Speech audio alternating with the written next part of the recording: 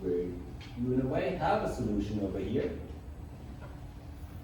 You know already what the answer is, but you were asked to present it in a way that makes sense to somebody else. And then, yeah, do your best job about that. And there is not only one right answer, of course. You can present this one in many different ways, so that it makes sense. And the book tried to do it in one, and the book tried to do it in a fairly concise way. There's not much text over here and lots of formulas, and some people like that style. But I believe some of you might actually prefer a style where there are way more words and less formulas, and in order to provide some information. And then that was your task. So I'm not going to reiterate all the points of this one here. It is not the point that you have to learn biblical theory any more than the previous instructor taught you biblical theory, which I guess was pretty much it. That's between him and you and the previous class. But that you still do it in a reasonable fashion. I'd like to explain two things out of this one. I'd like to explain, or say a few words about this B over B naught, which is used here. And then before I should probably say a few words about activity. Because very often in chemistry we say, oh, just reactions are driven by concentration. We forget that really reactions are driven by activity. And concentration is a so-so approximation to activity. It's better than having no approximation to activity, clearly.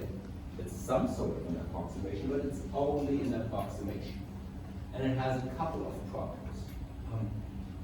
It has the problem that concentration doesn't say anything about sorbation shells and whether the reactants are actually available for reactions or not.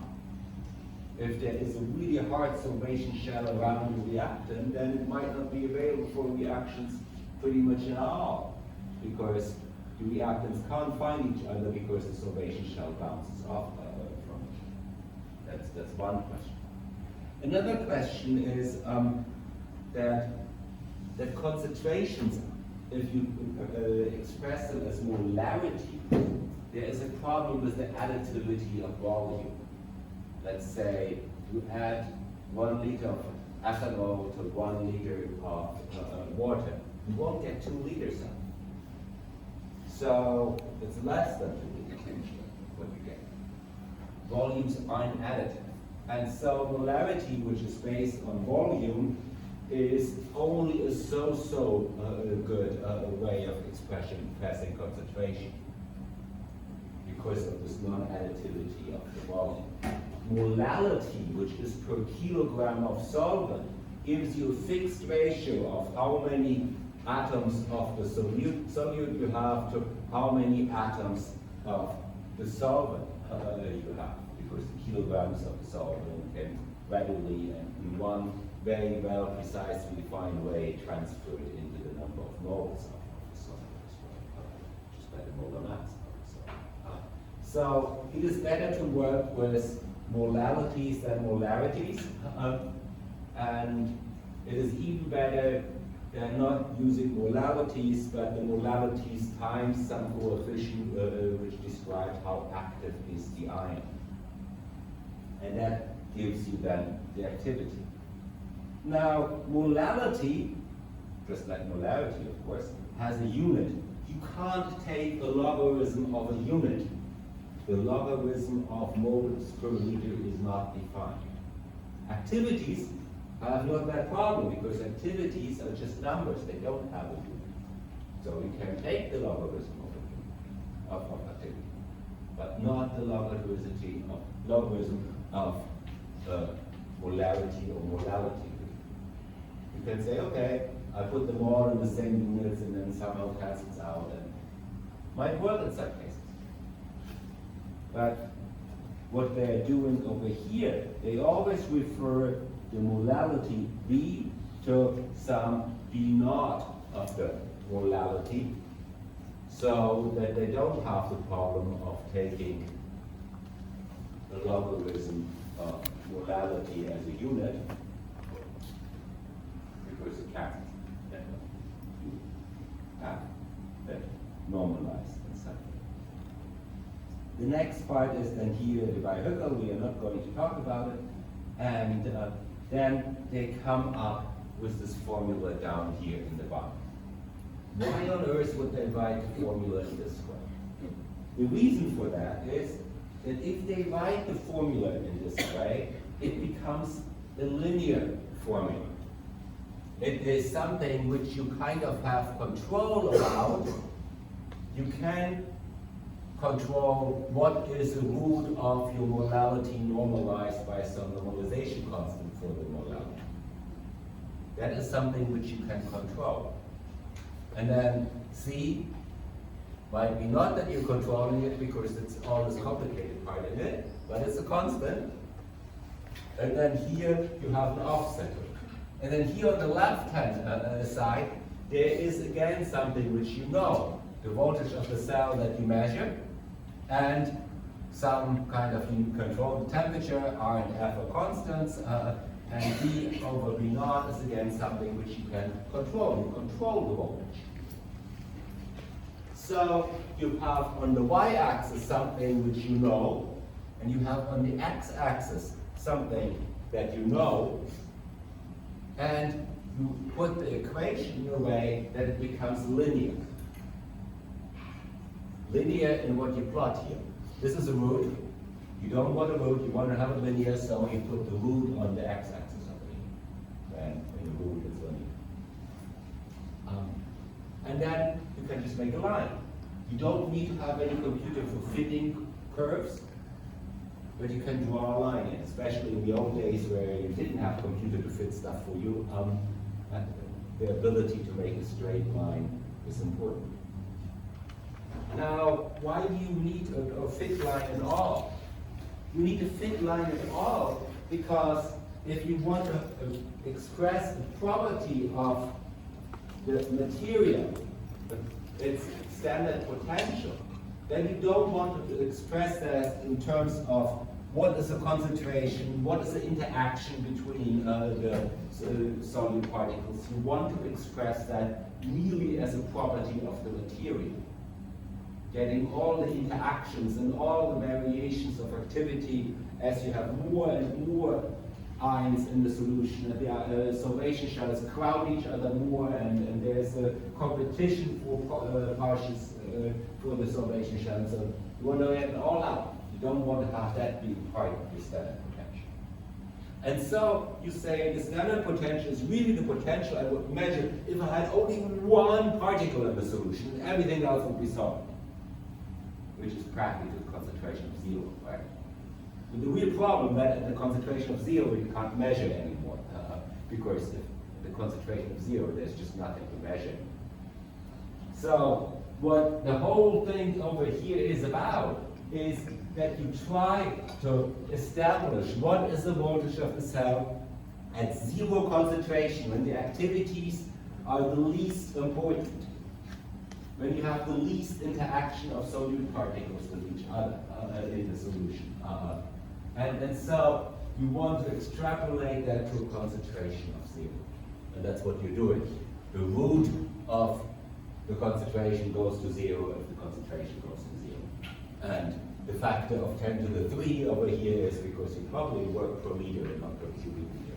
That would be another solution. But these kind of explanations which I'm giving here right now, these kinds of explanations, what is being done over here, why do you do it?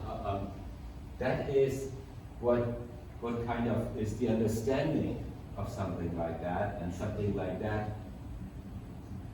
Seeing instructions somewhere in a textbook and then parsing them into something you understand as an instruction, that was really what was meant in that home for you to do. Okay. Now, today, I hope, if I'm not talking too long, I'll finish the electrochemistry section. Might be that I'm talking too long and we still have to do something on Monday. But you saw I left those projection screens down. I'm not going to write anything on the board today. So our heavy-duty mass kind of time is, we have a break now for 2 sessions or so when we're not doing that.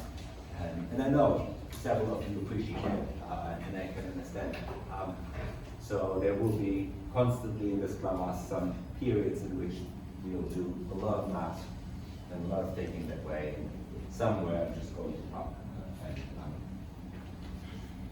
Both of them are cool, really cool. The math is important to actually solve problems, and the talking is important to get an idea what problems may exist. Okay, so what did we have? We had a Daniel cell. We know everything we had. The Daniel cell had these metal ion electrodes over here. Kind of the simplest way of making it. But those are, of course, not the only way of making electrodes. In passing, you heard already about a hydrogen standard electrode, or a carbonyl electrode, or the silver chloride electrode. So you know already there are other ways of making electrodes. And some of them are shown over here. So you have the metal ion electrode that will be the same as you have in the Daniel cell. You can say, oh, I don't really want to have any solid metal as either being reduced or oxidized. You could say, I want to have an electrochemical half cell set up in which iron 2 ions are oxidized to iron 3 ions, or iron 3 ions are reduced to iron 2 ions. And that would be a redox electrode. You have them reduction or oxidation depending on which way around the current is going on in the solution. But then you need to have some physical object which brings the charge over there. And the most common one to use is either platinum or graphite. So it's drawn over here with platinum. Platinum is nice in as much as that it catalyzes many redox reactions in a very beneficial way. Meaning it reduces the activation energy. Meaning you don't need to put extra voltage, extra effort into overcoming the reaction barrier so much for a reaction. The barrier is smaller, but of course it doesn't change anything about the delta G of the reaction. It's just barrier goes on top of the delta. So platinum is a good catalyst, so it's frequently used as an electrode material. Problem with platinum is it's expensive, and problem with platinum is it's kind of rare on Earth. That's the reason why it's expensive. It isn't that much platinum to go around for so many electrochemical applications, even if you were willing to pay for it. The price of platinum is a direct representation of its lack of abundance on Earth. Then there are gas electrodes. Gas electrodes is kind of some crazy thermodynamics person's dream of an ideal system. Probably emphasis on crazy. So the gas electrode, the standard hydrogen electrode, is the standard electrode against which all the half cell potentials are measured. And it works by bubbling hydrogen gas over a platinum electrode, like this one here. And at that platinum electrode, you can then convert the hydrogen to H plus in the solution. And that way, you have an oxidation going on. Or you can have the reverse proceeding that H plus ions out of the solution are reduced to hydrogen, and you have even more hydrogen bubbling out. The pressure of the hydrogen you can set to standard pressure, 1 atmosphere, in here relatively straightforward, and then so temperature you can control. So it's in a way a nice cell. It also doesn't introduce any additional ions into an aqueous solution. H plus hydronium is always there, it is nice in this matter that it doesn't.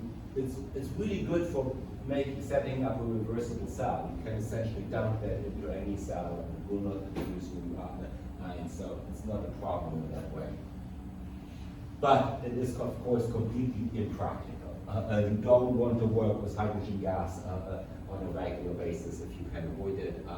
Controlling it to exactly 1 atmosphere as the outside pressure changes from day to day is not an easy task, but it needs to be exactly 1 atmosphere over here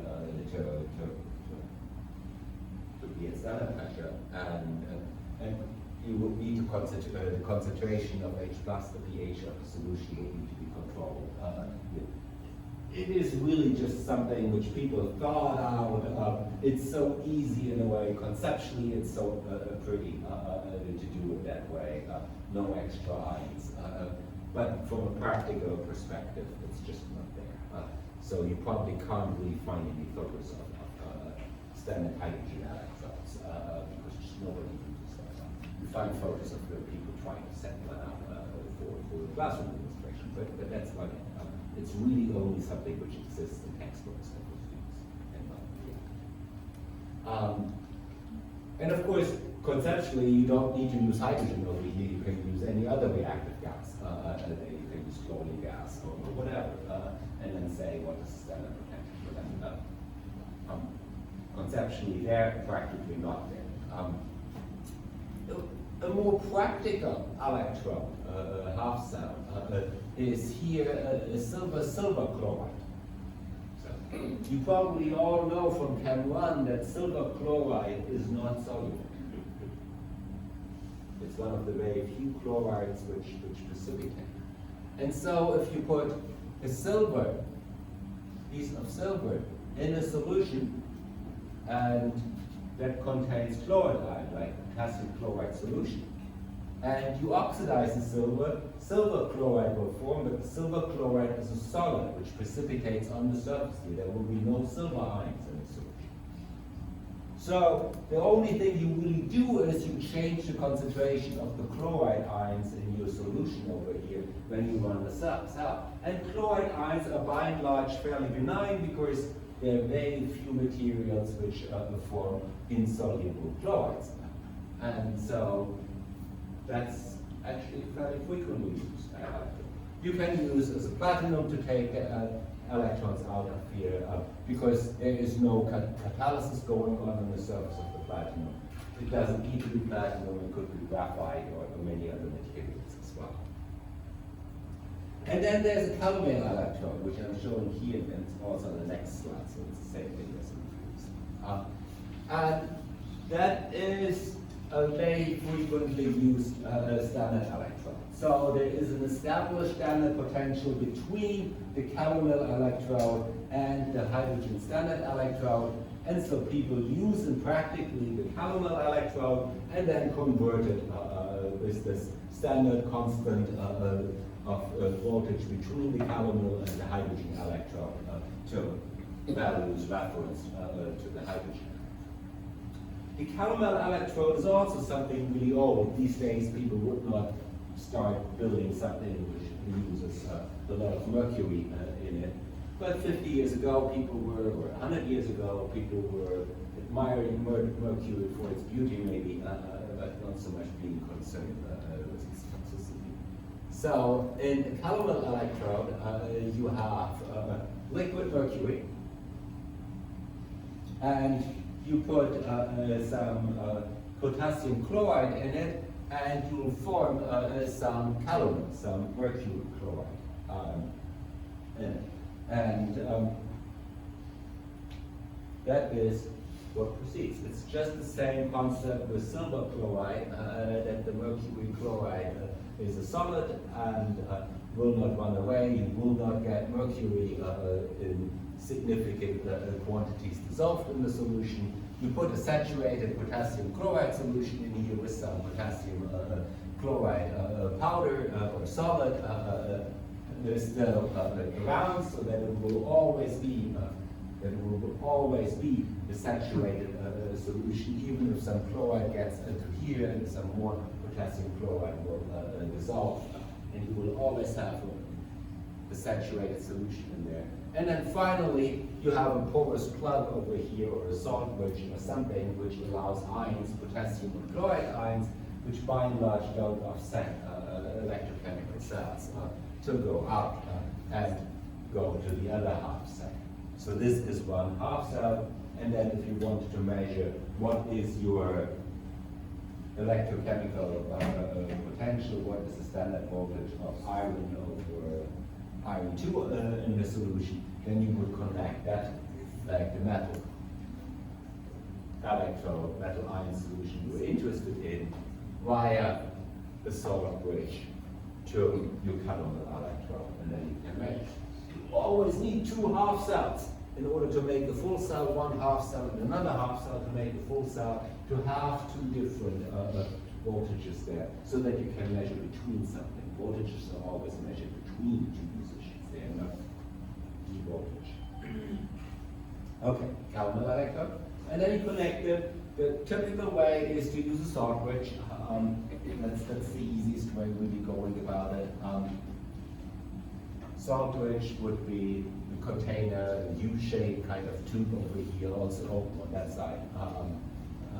And you can see over here some porous membranes in it, and the whole thing will be filled with potassium chloride, sodium chloride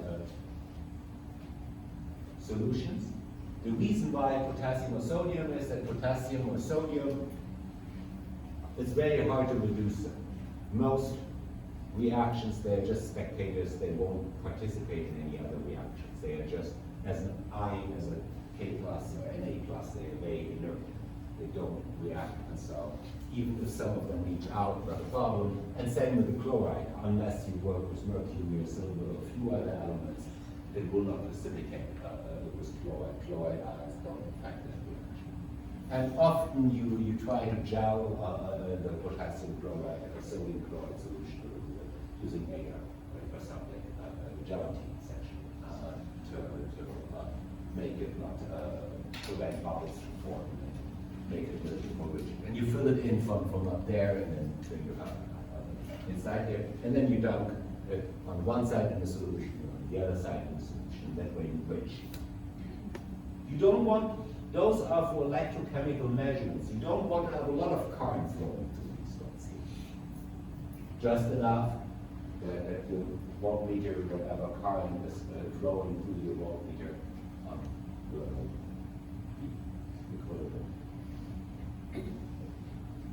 Now, let me say a few words at this point about glass. It's important, and of course you know what glass is. Glass is the amorphous form of silicon dioxide. Silicon dioxide is everywhere, sand is silicon dioxide. Glass is pretty much everywhere in that sense as well. It's just a different level of purity and a different level of order of the atoms. It is a huge science about glass. It is, many people don't realize how much engineering, how much chemical knowledge goes into glass, and how different glasses are. If you think about it, you actually know. You've got glass in your car, if something impacts, it shatters into small pieces, which are not sharp, whereas the glass you were using in your kitchen, if you break that, it will be shattered into sharp pieces, and then there's glass which you can put in the oven, and glass which you can put in the freezer, and others you can't. And then there's a glass on the front of your cell phone, which is very, very hard and will not shatter at all under normal conditions. And then there is a glass which you use for window pane, which probably is engineered to have some property to reflect the sunlight and heat radiation and things like that.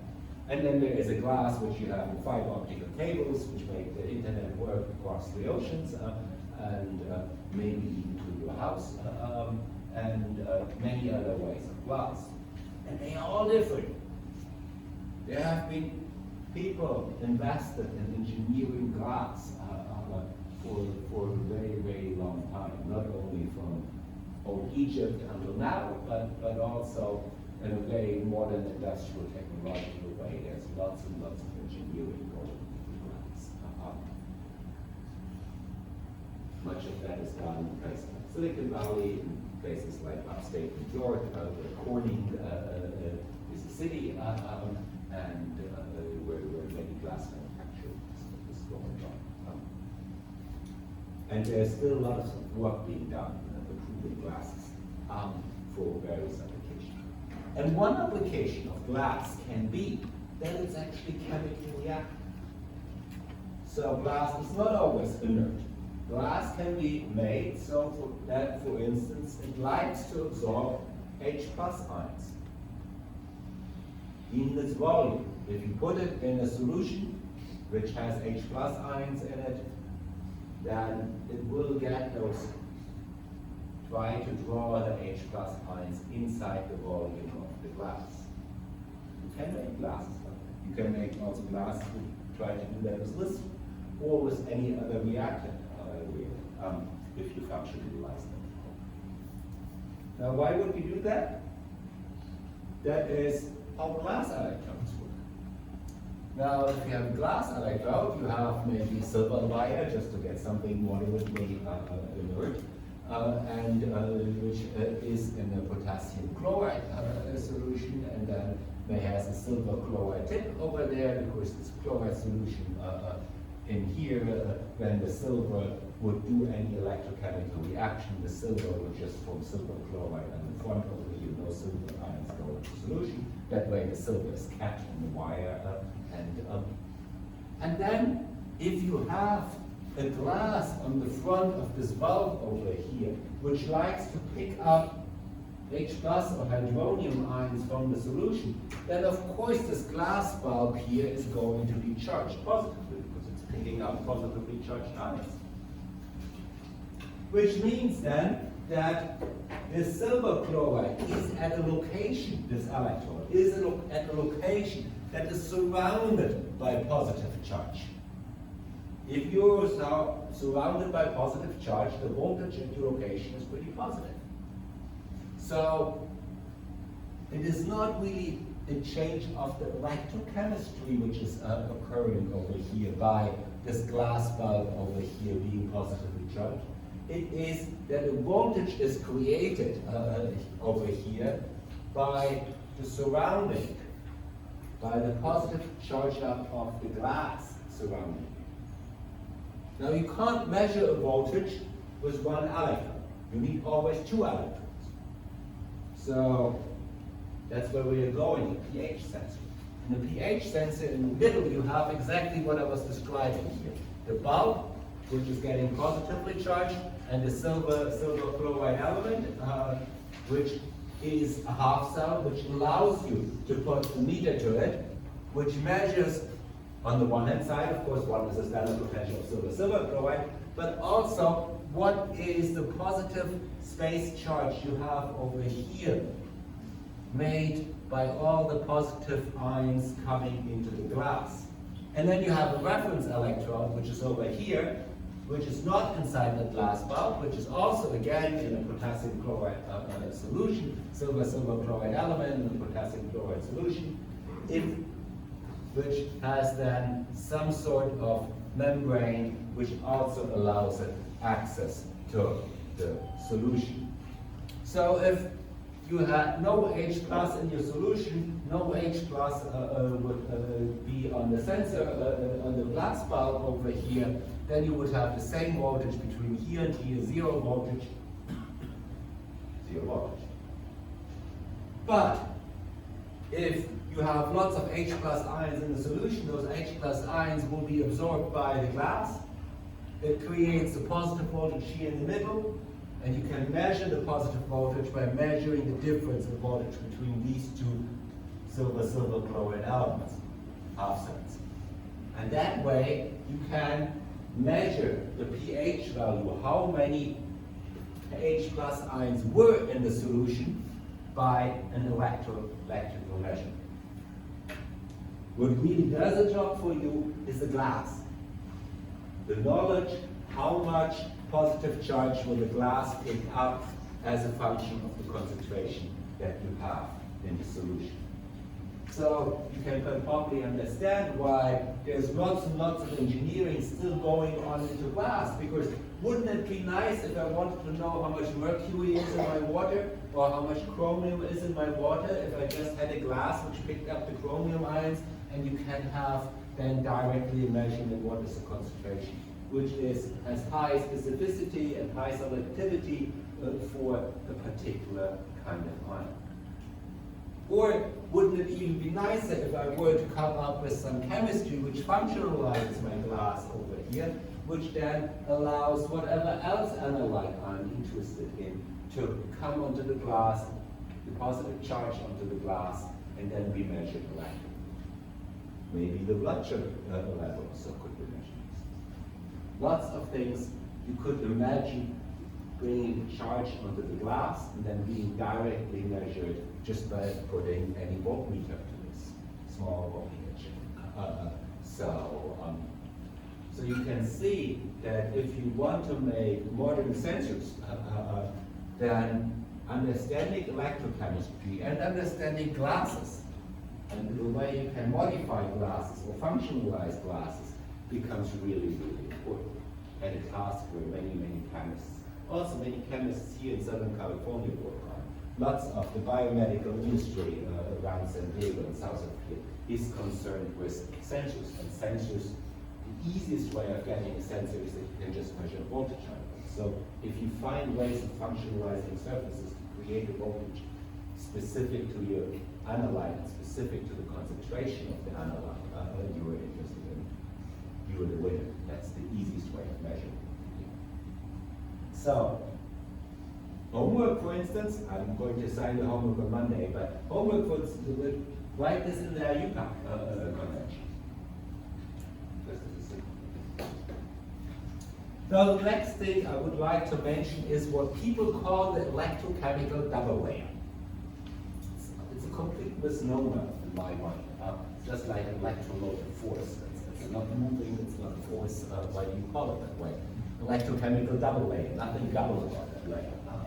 And not really a layer either, but people call it like that. So let's imagine we have a metal electron. And the metal electron maybe is positively charged. Let's assume it's positively charged. Same thing would be the case if it were negatively charged, just opposite. Okay, if it's positively charged, then negatively charged ions will try to aggregate at that surface. They can't all get completely close to it because they have the solvation shells, and in most cases the solvation shell will prevent them from getting close. Only a few of them might get there. So you will get an overabundance of negatively charged ions directly at the electrode.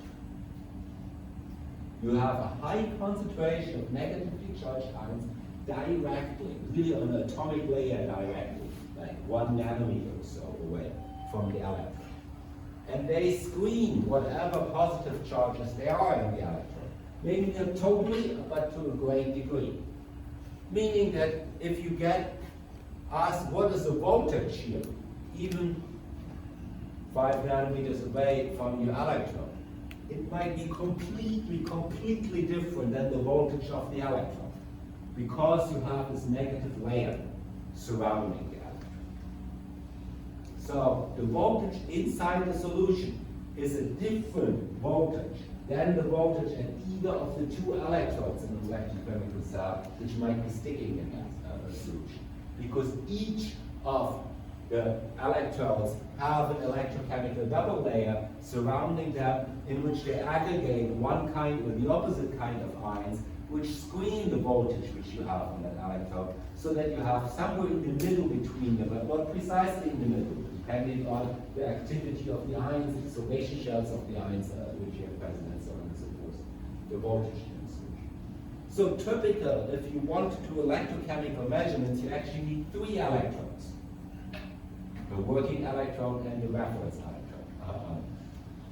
One that was the last one to measure what is really the voltage here as opposed to between the 2 electrodes which you're working.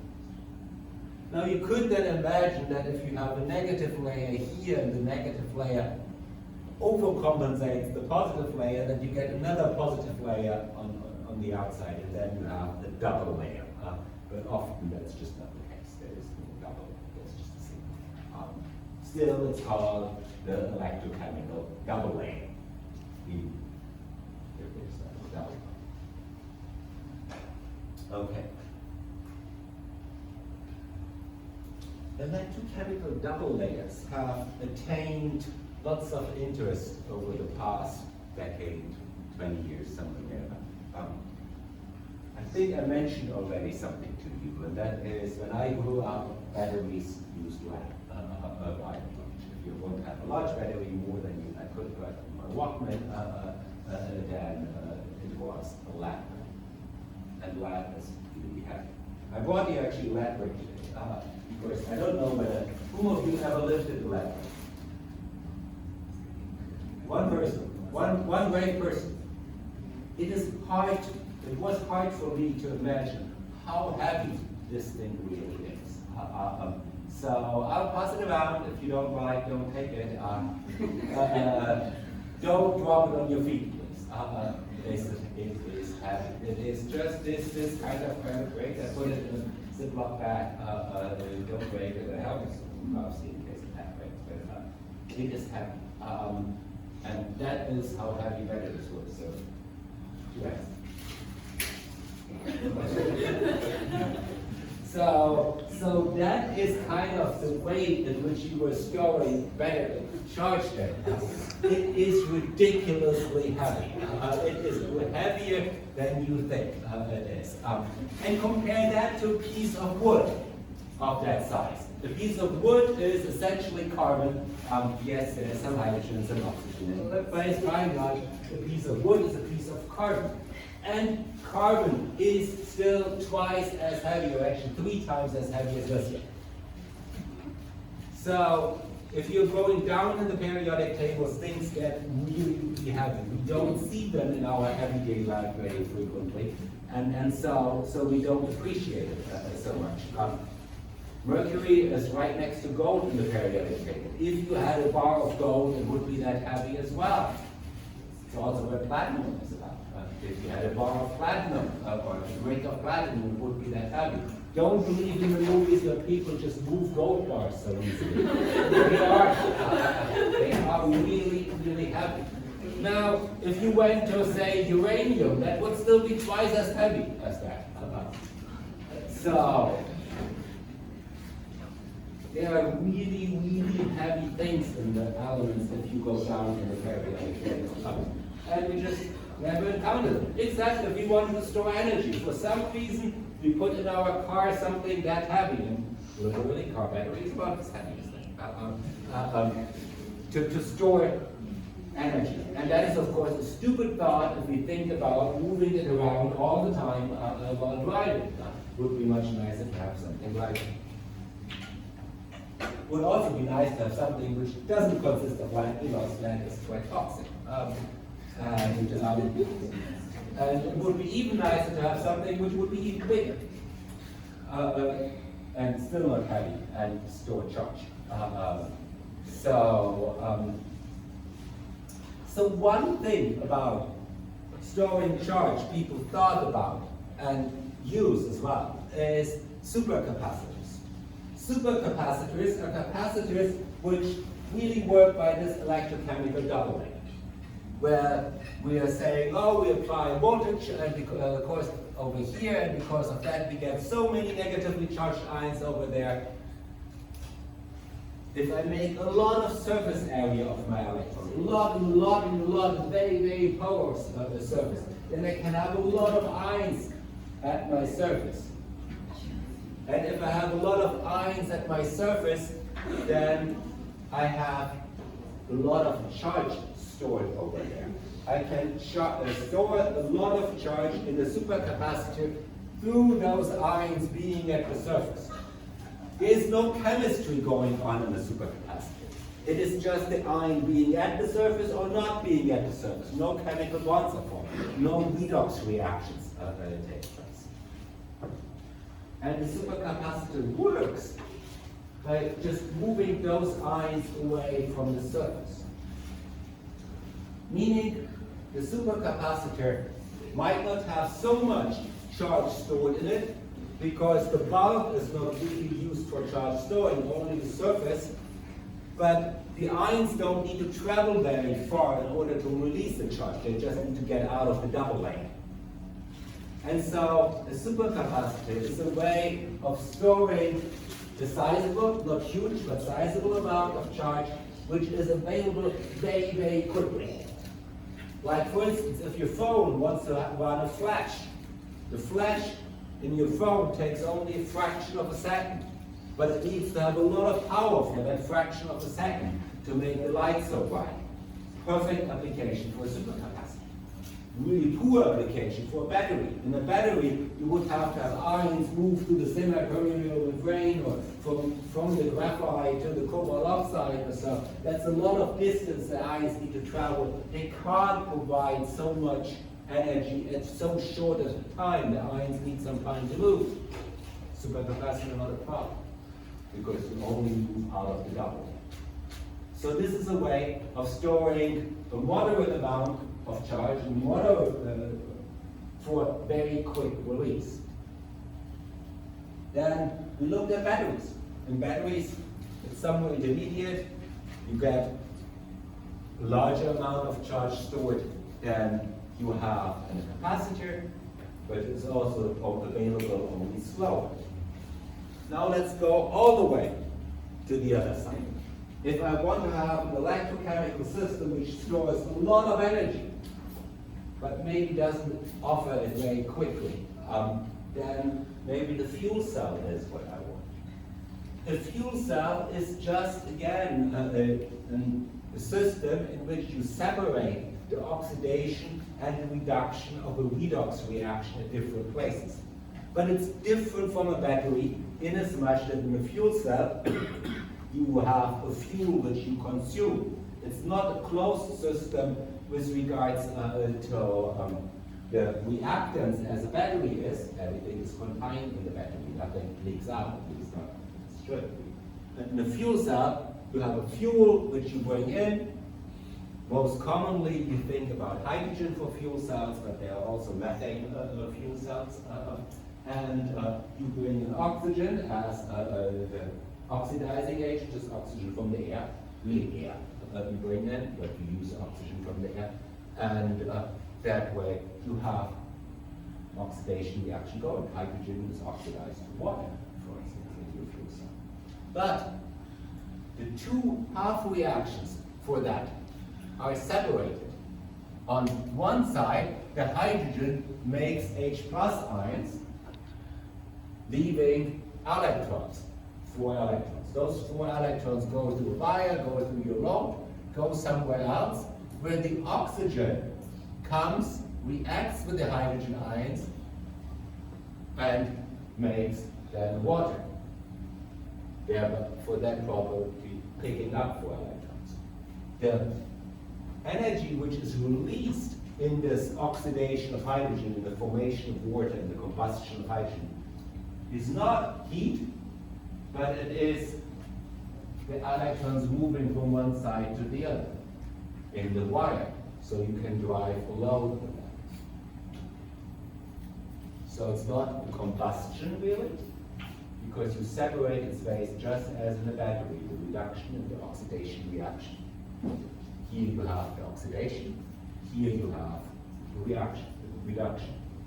The electrons travel through the load. The heat of that reaction is really work available to the load.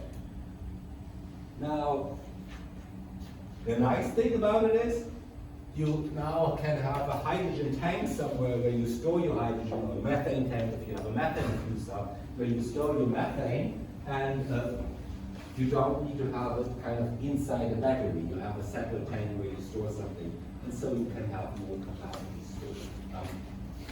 I'm seeing that I'm running out of time, so I'm going to restart the fuel cells on Monday. Let me know. I said we are getting ahead here in our class. We should think about the practice midterm. I think that January 31st would be a good day. It's a Friday in 2 weeks. But let me know via email over the weekend if that is for any reason better for you. Otherwise, we'll see that we have 20-30%.